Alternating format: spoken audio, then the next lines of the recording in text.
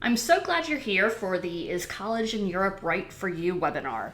Watching an online webinar might not be what you were planning on doing with your day, but here's the thing. You're in the right place if any of these apply to you.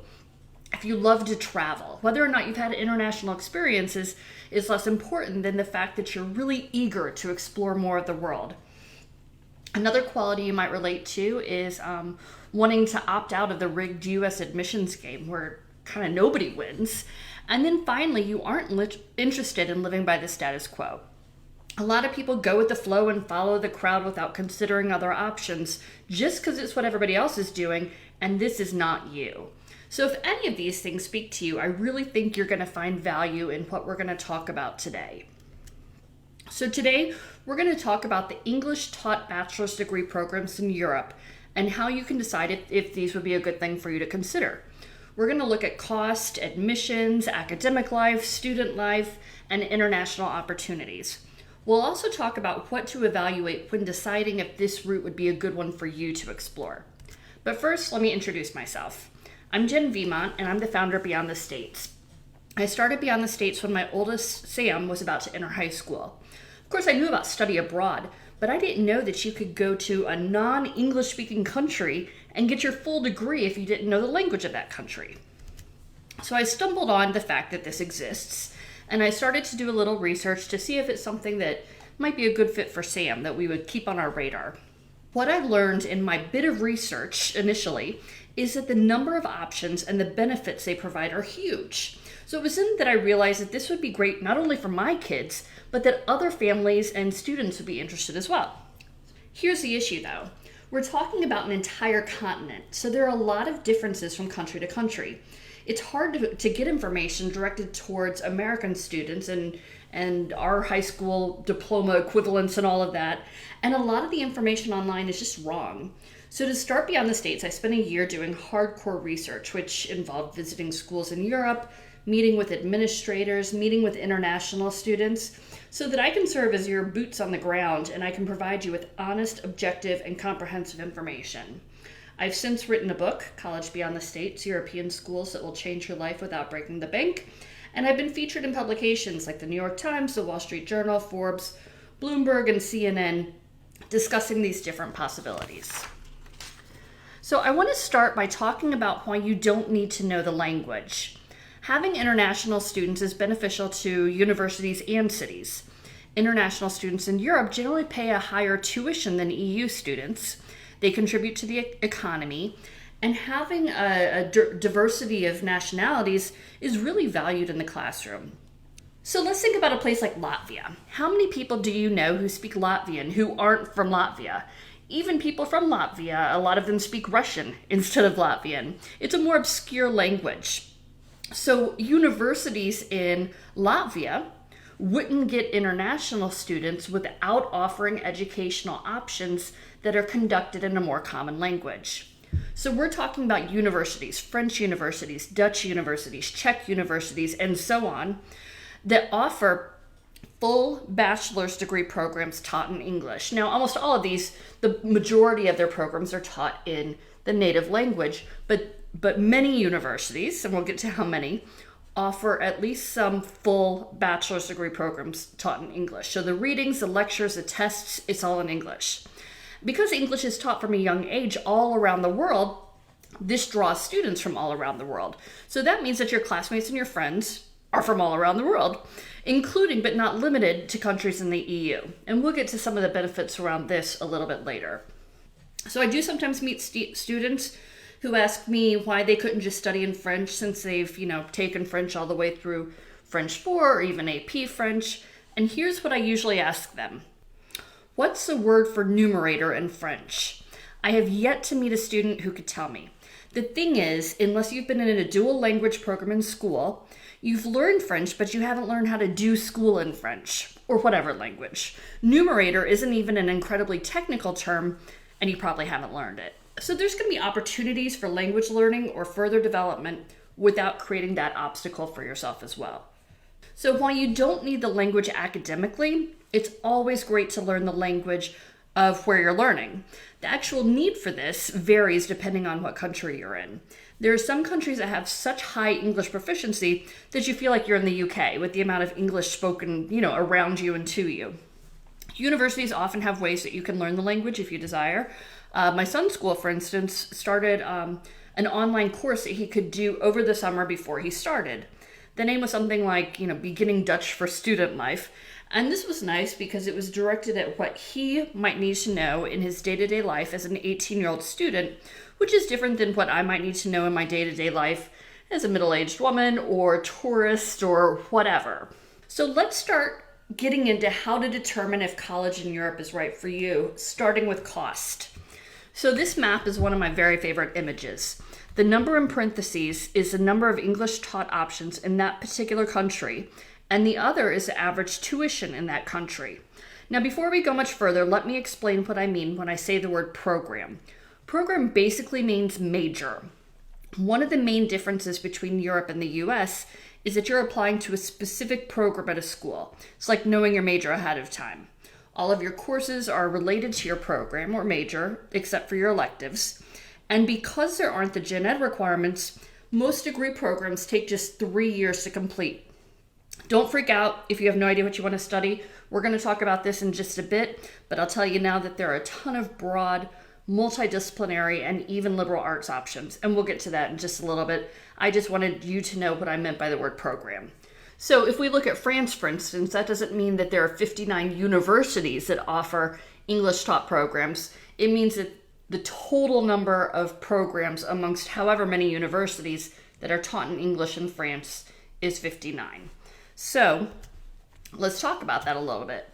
There are more than 300 universities in continental Europe offering English taught bachelors. Now I say continental Europe because, as you can see here, we're not talking about the UK and Ireland. Those are English speaking countries and easier to navigate, so we're just not dealing with those at this point. So of those 300 schools, they offer more than 1,950 English taught full degree programs. The average tuition for these programs is right around $8,000 a year.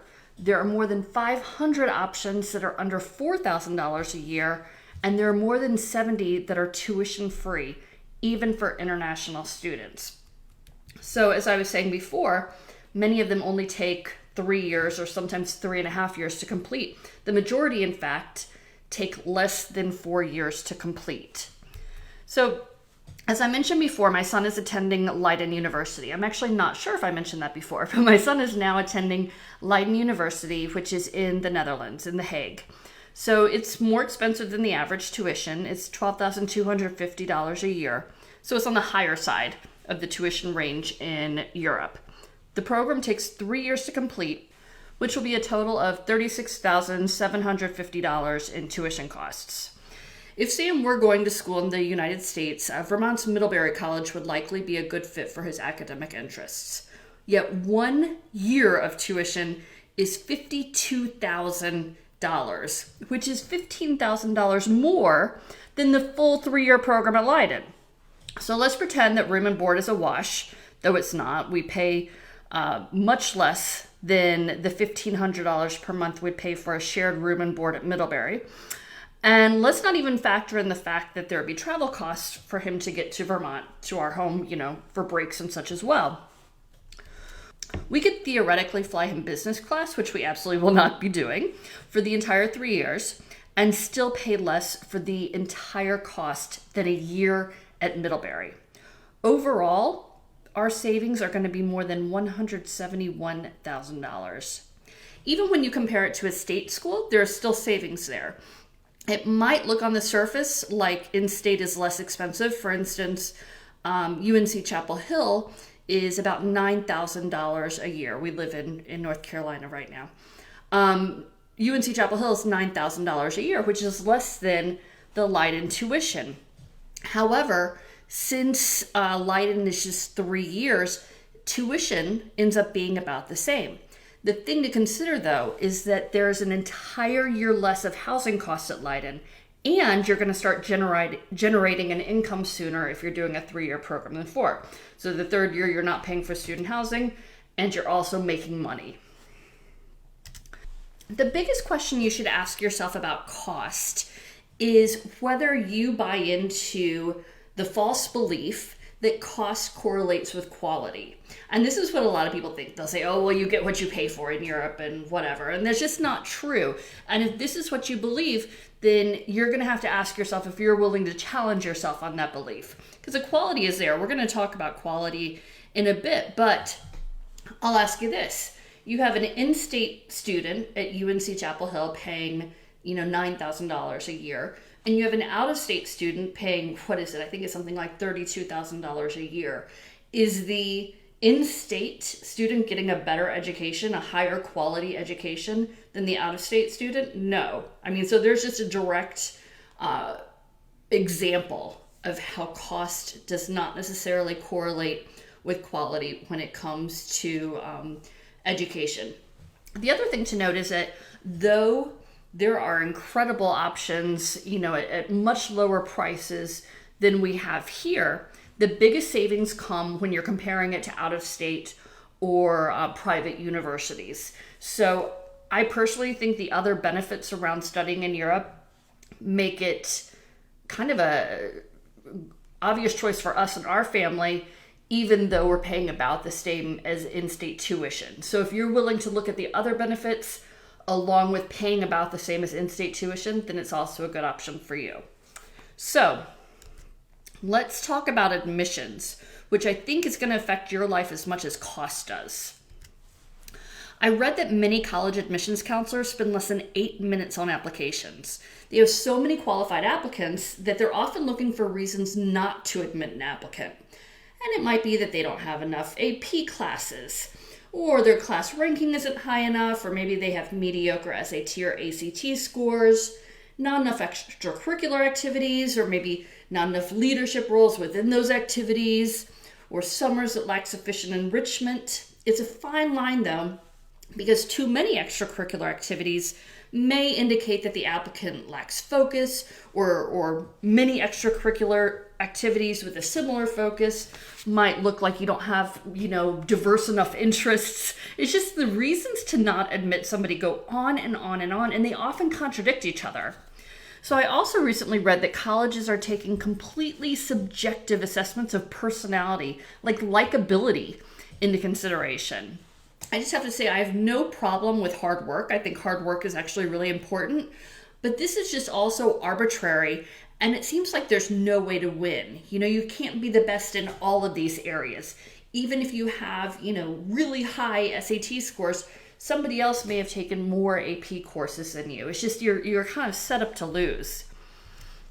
The first thing to understand is that in Europe, selectivity does not correlate with quality or prestige. Of course, that is really different than in the US, and let's talk about why.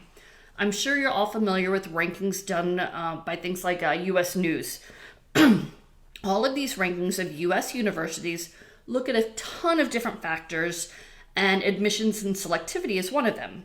Universities then have a reason to game the numbers in order to be higher ranked. Some universities encourage applicants who aren't qualified to apply just so that they can have a desirable selectivity rating. More people apply, they reject more, and then they have a lower acceptance rate. Global rankings of universities, though, are done very differently, and they only base the rankings on criteria around research-related factors. They don't look at anything else, so there's no reason to game the system. Further, rankings really don't matter quite as much because there are a large number of schools that don't focus on research at all, or they're really small, or they're specialized. And because of that, these are really, good schools often, and they're not eligible for rankings. There's also a much different philosophy around access to higher education. The admissions process is almost always less competitive, even at highly ranked reputable universities. Each school has their own set of admissions requirements. If you meet these requirements and there's room in the program, then you're admitted. The admissions criteria might be a set GPA, a defined number of AP courses, or even as little as a high school diploma. A number of very reputable European universities have programs that don't have enrollment caps, so students who meet these criteria are accepted, period. It doesn't matter if they have a higher GPA than the one required, or more AP classes than those that are required, they aren't being compared to the other applicants. They're being assessed to see if they have the qualifications that are defined as needed to succeed in the program. Students then have the first year as a student to prove that they're able to succeed. So in many cases, there are a set number of courses you have to pass in the first year in order to return your second year. We're not talking about a GPA, we're talking about passing a certain number of courses your first year at the university. So basically your enrollment, your participation in the program at the university is based on your performance as a freshman in college, as opposed to whatever mistakes you may have made as a freshman in high school, which I think is really cool. So the basic admissions criteria for most schools is a high school diploma that's the equivalent of the high school diploma in their country. And this is where it gets tricky, because there are a handful of countries that have a much more demanding high school curriculum than we do in the US. And these countries require US students to meet additional requirements to make your diploma the equivalent as theirs. So one way to meet this is the IB diploma. It's a golden ticket for admissions in Europe. Otherwise, these countries, and again, there are very, very few of them, require US students to have either 3 or 4 AP scores of either 3 or 4, depending on the schools. Usually 3 though. It's usually 3 or 4 AP scores of 3 or higher. Another way to meet these qualifications is with a year of college credits, and that needs to be from a school that grants bachelor's degrees, so not a community college, or an associate's degree. But again, I really don't want you to walk away from this thinking that you have to have AP scores. You don't. There are all these other countries, and half of the Netherlands, only the countries in red require the APs, and half of the schools in the Netherlands. So you're really just fine if you don't have AP scores. So I want to take a minute and tell you how this has impacted my son's life, and actually our life as well. So because we knew he'd be pursuing schools in Europe at the beginning of high school, we planned for him to take 4 AP courses throughout high school so that he could just keep all his options open. And spreading these out over 3 years, he couldn't start taking them until sophomore year, it was really manageable. And so because he wasn't up all night studying for a million APs, he was really able to use his time differently. Since he didn't have to pad his resume with a bunch of interests that might look good on his application, he was able to explore different things that actually interested him. He spent one summer doing a kayaking program in the Outer Banks here in North Carolina. He taught himself Arabic and didn't have to worry about it not being on his transcripts. And he ended up being so interested in it and sort of the Middle East in general that he did a summer program in Morocco. So he's not really into sports, but he likes working out, and he had time to do that and not worry about looking well-rounded on applications. He had an after-school job, he had time for friends, time to sleep, time to play video games, of course, time to travel with us, and also time to have weekly dinners with his grandparents. It's not that he didn't work hard, and it's not that he didn't learn a lot. He was just able to choose the topics and the activities and the life that was important to him, as opposed to what may or may not be important to an admissions counselor. So let's get to the questions to consider around admissions. Of course, this is for you if you want attainable admissions processes, a balanced life. But I will tell you this, I often meet students who say, well, I don't have the AP scores, but I have a really good SAT score, so I want to still apply to that school that requires APs. If they allow exceptions, it'll say, their website will say, if you don't have the APs, you can use this as substitute. Otherwise, you really can't expect them to make special considerations for you. I know sometimes there's students who might go to, a very prestigious or whatever private school that doesn't allow or that doesn't offer AP scores, but their curriculum in itself is so demanding that it's comparable to AP scores. They don't care about that. They're not going to differentiate the curriculum between different schools. You have a U.S. high school diploma. One thing to note, though, is you don't need the AP courses. You just need the AP test scores. So if you do go to a school that has a very kind of demanding curriculum and can supplement that with some self-study for the AP test, you're also fine there. So let's get into academic life and some of the differences around this. The first thing you have to decide is what you want to study. And in almost all cases, you need to know this ahead of time because, like I mentioned before, you're applying to a specific program at the university as opposed to the university as a whole. And this sometimes freaks students out, so let's talk about it. First of all, if you do have an idea of what you want to study, this is great for you. The first couple of years of college in the US can feel irrelevant and sort of like a continuation of high school because even if you know what you want to study, you have to take all these gen ed requirements in non-related fields. So I mentioned before that many full degree programs are just 3 years in duration. A lot of that is because there aren't the non-major related gen ed requirements that you have here. A student in a chemistry program won't be required to take Philosophy 101, for instance, but they're going to have the opportunity to explore non-chemistry related areas through their electives and semester abroad, which I'll talk a little bit more about study abroad in a bit. Okay, so let's say you're a student and you know you want to study business, but you're not really sure of the specifics. That's fine. That's not even confining to you, knowing that you're going to study business. Many programs start broad with an introduction to the various aspects of the field, and then you can narrow down your specialization later after you've kind of learned more through those introductory classes. Sort of like a major within a major. And I have to tell you that the depth of knowledge you're going to gain really sets you apart in the job market. So what about the student who has a lot of interests and doesn't want to choose just one? There are many programs that are interdisciplinary, combining different areas of study in a meaningful way instead of really kind of separate learning of the topics through traditional majors and minors. So my son's program is one of those that combines them. He's studying international studies, and in the first year, students study economics, history, culture, and politics. And then after the first semester, they choose a region out of 8 choices and a corresponding language, total 22 languages to choose from. And they look at those same topics, economics, history, culture, politics, and language with the focus on that region. And so this provides a broad and diverse education with a focus.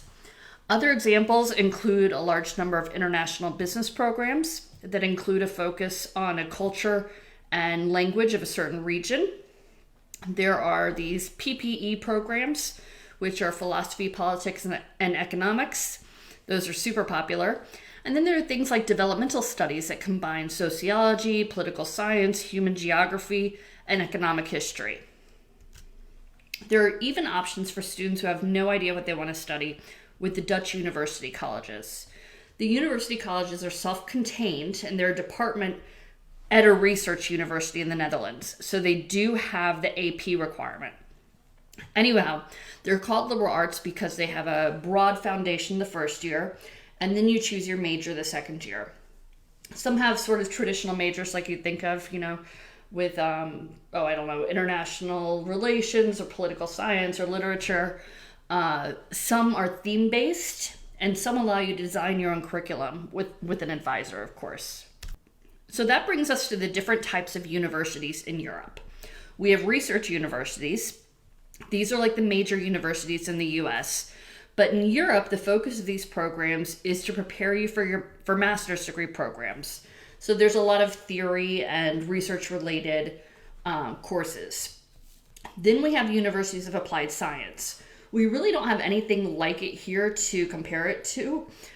It's a full bachelor's degree program, but they're taught with a more practical and hands-on focus. So rather than teaching you the research behind it, they're teaching you the skills and knowledge that you're going to need in that area for the workforce. There are some fields of study that would only be taught in one or the other. Graphic design, for instance, wouldn't be taught at a research university because there's really not theory behind it. You need the hands-on practical focus. Philosophy, on the other hand, would only be at a research university. You can't really, teach hands-on philosophy. You probably could. That could be interesting. Anyhow. And then there are these areas of overlap, like business is one. And so you would just need to decide which style of learning interests you more. There are some countries in which universities of applied science are seen as less prestigious than research universities. Germany, for instance. But then there are other countries like the Netherlands and Austria that have incredible initiatives in place, collaborating with employers, and students have incredible educational outcomes. In fact, part of the accreditation process of universities of applied science in the Netherlands evaluates whether graduates are able to get jobs or not. So far we have research universities, the university colleges that are part of Dutch research universities, and the universities of applied science. The other type of school to consider are specialized school. Like there's a great film school in France, there are some art schools, and hospitality schools. I mentioned before that business programs can be at research universities or universities of applied science, but there are also a number of freestanding business schools, some that are incredibly prestigious to consider. Many of these programs are almost like a hybrid of the business programs at research universities with the theory and universities of applied science with the practical knowledge. Almost all of these different types of universities provide a semester that's set aside for study abroad.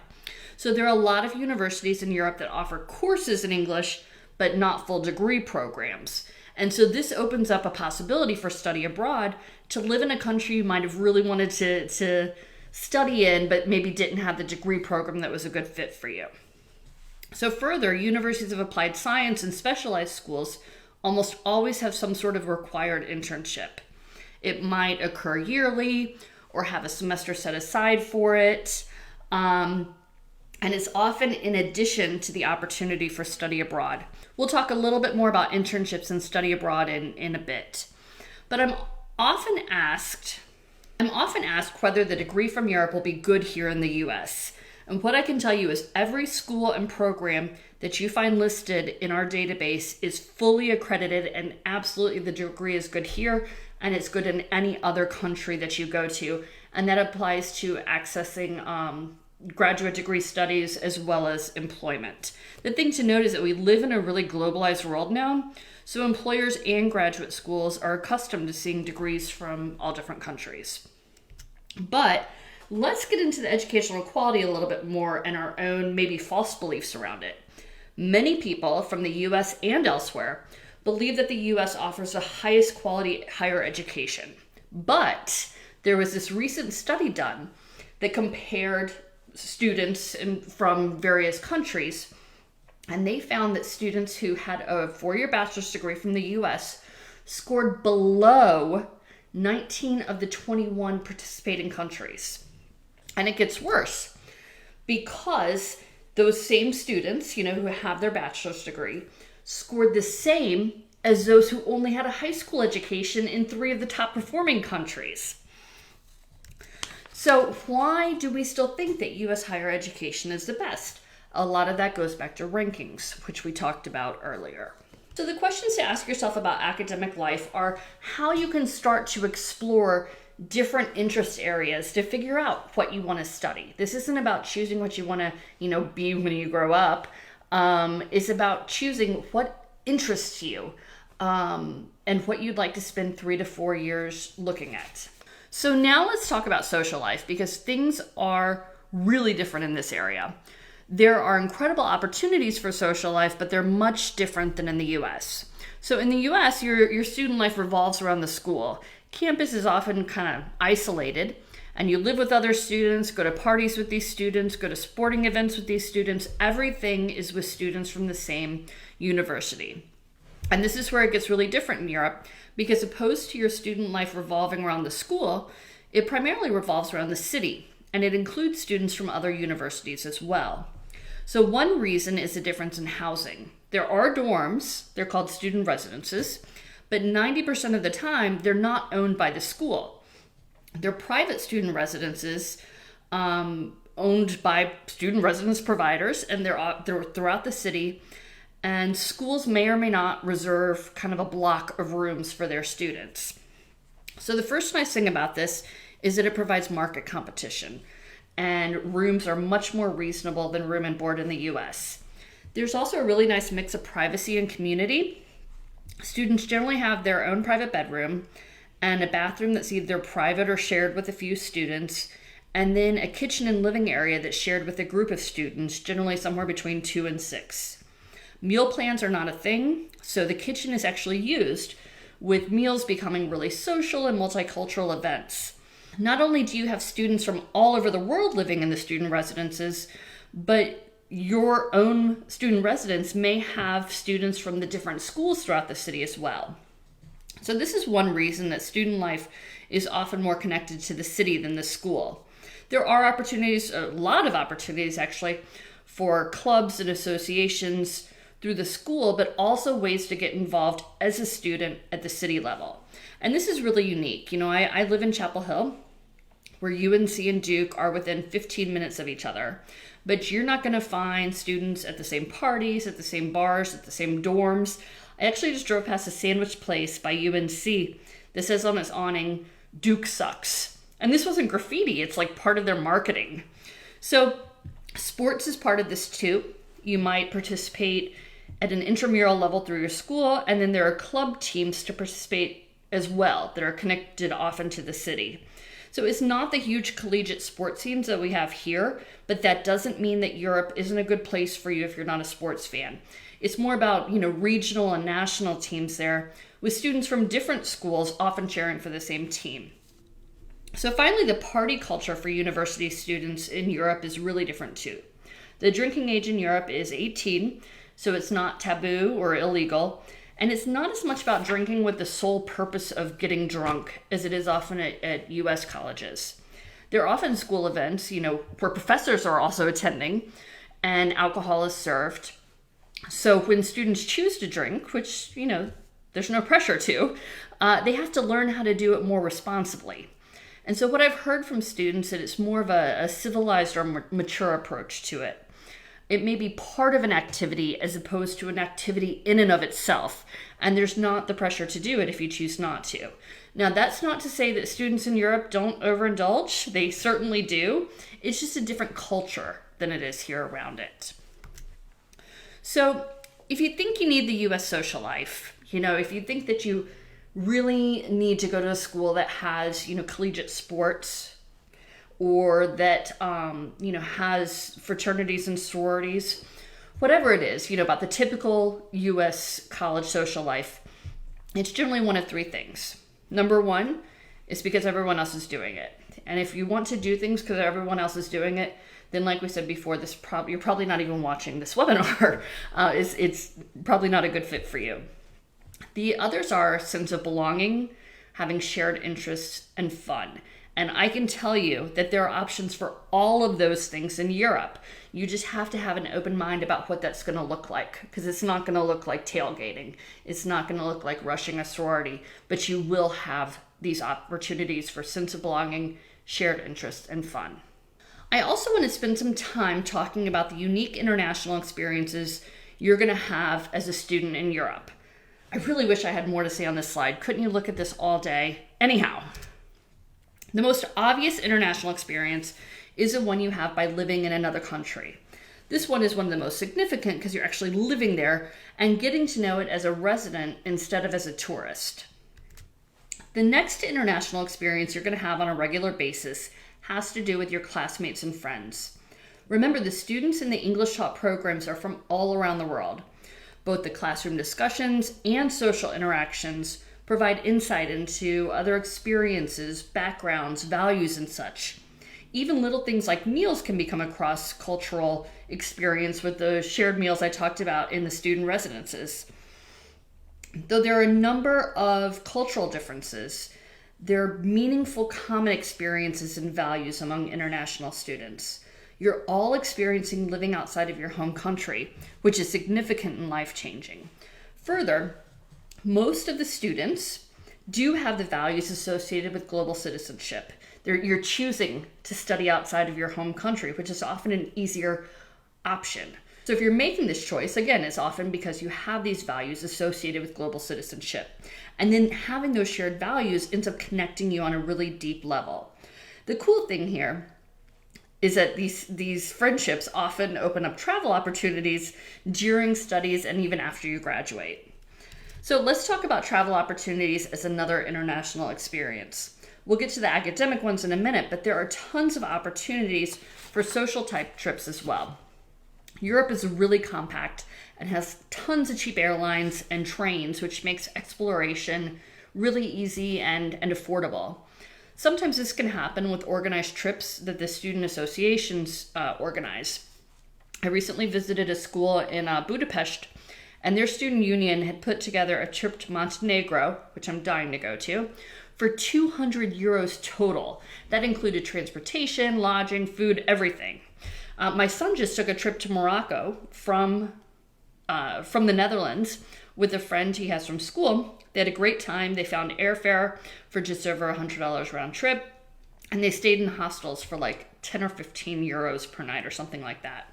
His closest friends live in Norway and also in France, and they all plan to visit each other over the summer. So there are also the international experiences that you can have academically. Like I mentioned before, you have the option for a semester abroad. And let me tell you how this differs from study abroad in the US. US universities make it really difficult to study abroad.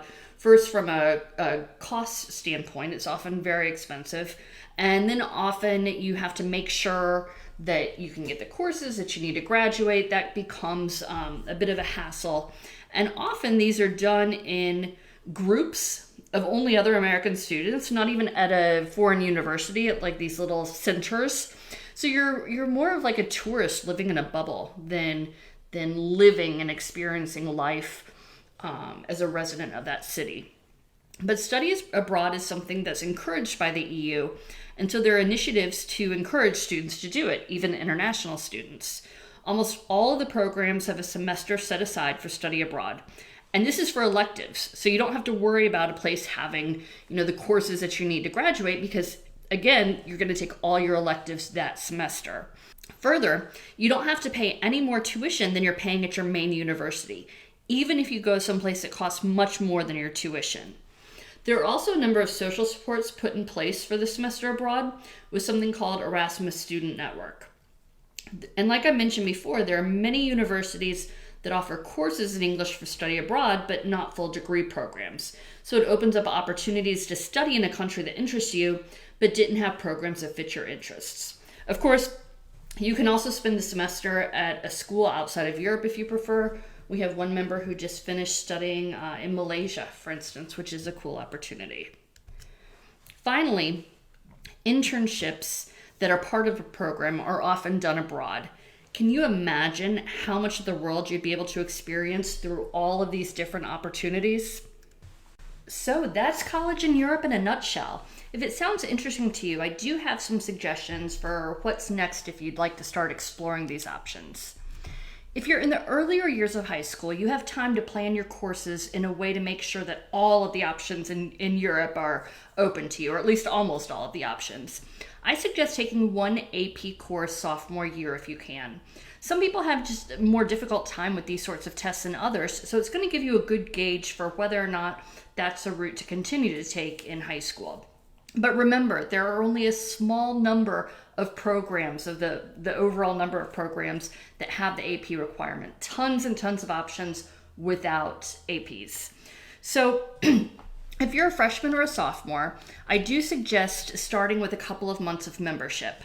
One of the many membership benefits is access to our searchable database of all of the English taught programs in Europe. A couple of months of access will allow you to explore the database and also get an idea for what types of programs might sound interesting to you, so you can think about how to explore these fields to decide whether it really is interesting and something you might want to study in the future. And you'll also be able to see what types of programs are offered where.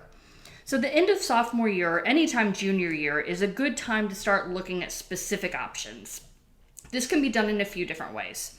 I offer a best fit list service, and this is something in which I personally handpick 3 to 5 programs that fit your interests, your qualifications, and your budget. The fast track service is similar, but it doesn't require membership. It also includes a video that I create for you with information about admissions, other considerations, and suggestions for the next step. If you are a senior, there's often still time, depending on when you're watching this webinar.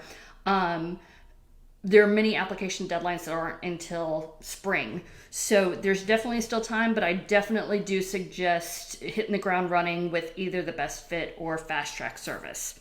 So if you want to go through the process of creating your own best fit list, every spring and fall, I offer a 6-week masterclass course called On Your Mark. And this is best for sophomores and juniors. The course includes weekly video lessons that you do during your own time. And it also includes personal feedback from me on 3 of your assignments, as well as 3 group video calls with myself and other students. So what's cool about this is you can get your questions answered from me, but you also get to meet other students who are exploring these options.